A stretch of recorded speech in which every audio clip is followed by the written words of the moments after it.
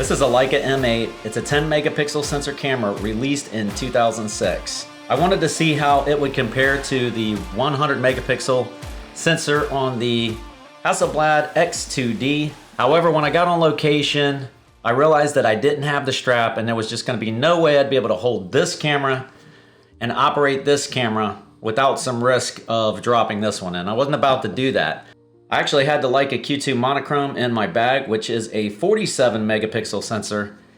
And I believe, you know what, that's still a big enough contrast that we can go ahead and do a video on that.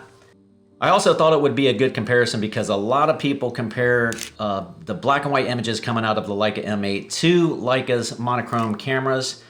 Now this is the only monochrome camera that I have by Leica, so we're just gonna have to use this for the example.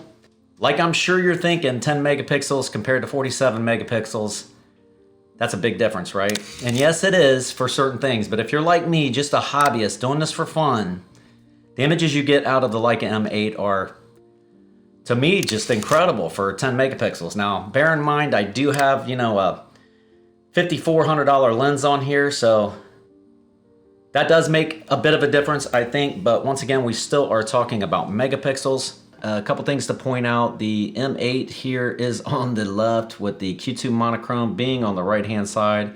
And there is a massive difference right here. I mean, just look at the texture and the text, the screws, everything. Over here, the M8 is a mess. I really can't see a point of focus.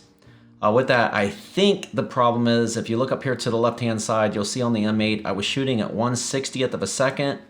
And I've got shaky hands, so I'm thinking that it's just motion blur where I just didn't get a sharp image. Now I actually showed up to this location expecting for there to be a car show. I think I remembered reading that they have it the second Saturday of each month. However, I think they must not do it every month. It must be every other month or something like that. I'm gonna have to check into it. But that's when I found that there was no car show. And I wasn't about to give up on making this video, so I figured, you know what? We're at the Rock and Brew. It's got a cool logo outside. It's rock and roll themed. I can't get into the restaurant, but I'm gonna go ahead and take a couple images anyways. And then on the way home, I figured, you know what?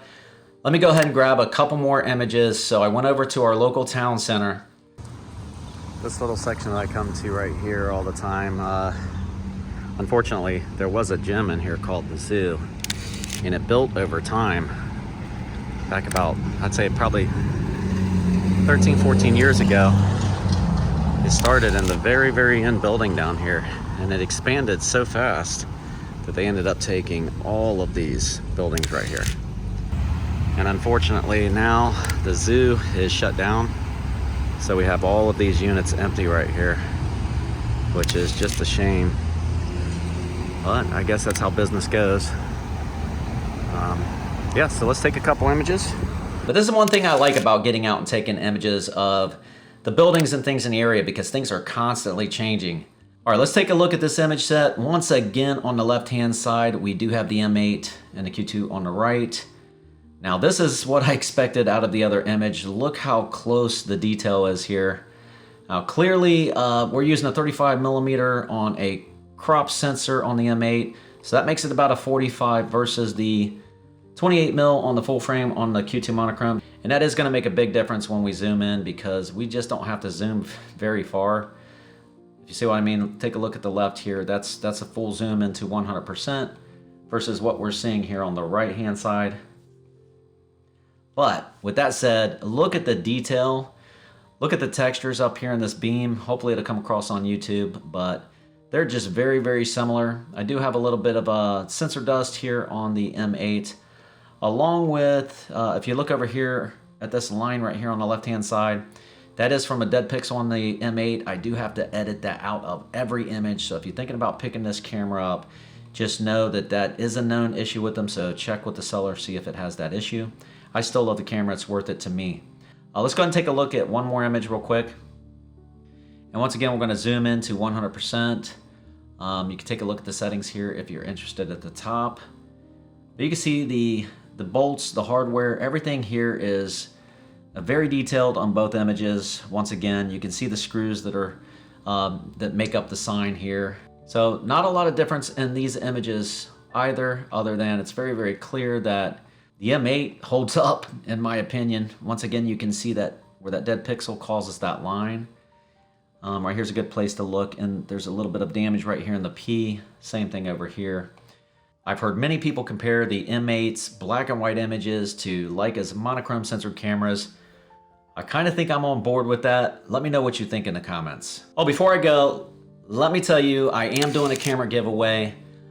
Very simple to enter. All you gotta do is like this video. I'm gonna link another video in the description below.